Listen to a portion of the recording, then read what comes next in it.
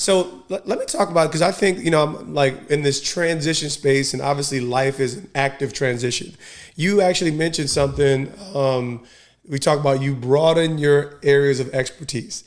That takes a tremendous amount of intention and faith. What is that process like, right? Because for the athlete, you have to learn new skills. For the speaker, you have to gain different areas of credibility. So take me a layer or two beneath that process for you, and how people can take the first step at gaining more experience and credibility in different topics as a speaker.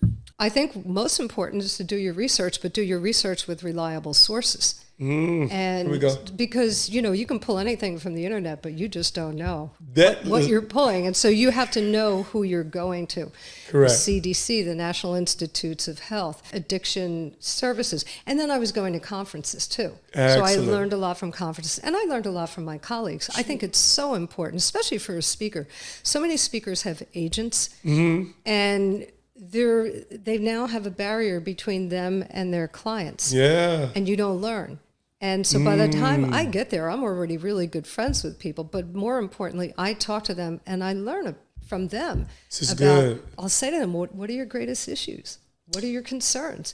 And things had changed. I mean, things changed so much from 1997 when 95 is when I started speaking. Yeah. But I got on the college circuit in 97. Okay. And things have changed. You didn't have social media. No.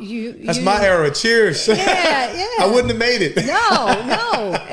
And we just, so much has changed. So I needed to grow and change with them. And I always needed to do my homework. I needed to talk to students.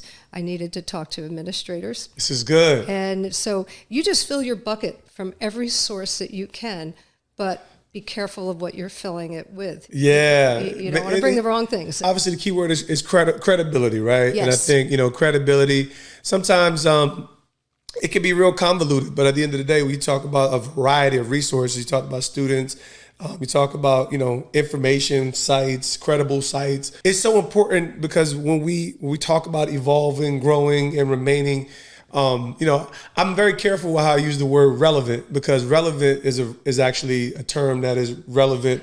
I was thinking the same thing. Yeah, it's like people always want to dismiss. It's a very dismissive word. Right. And I think, there's probably a better word that we could find in relation to remaining, up to date, in tune, especially as the world changes and you're looking to solve problems for certain population groups.